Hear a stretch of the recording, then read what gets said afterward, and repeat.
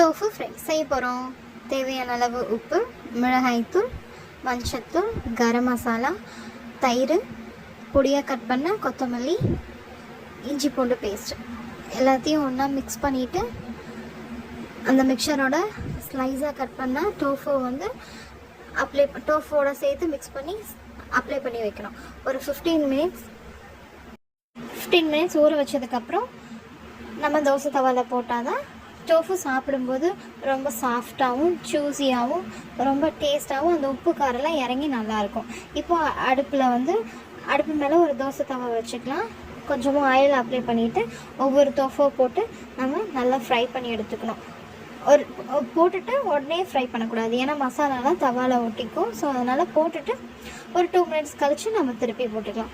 இப்படியே ஒரு 6 மினிட்ஸ்லேருந்து ஒரு 10 மினிட்ஸ் நல்லா மாற்றி திருப்பி போட்டதுக்கப்புறம் உங்களுக்கு வேணும்னா நீங்கள்